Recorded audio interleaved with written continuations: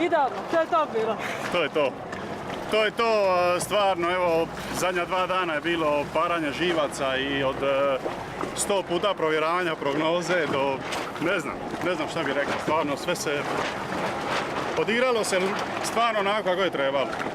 Spreman sam bio non stop, gledao sam samo da odradim svoj dio posla onako kako treba i upravo sam to napravio i stvarno sam zadovoljan i presretan i ponosan na sebe. Druga tvoja svjetska medalja.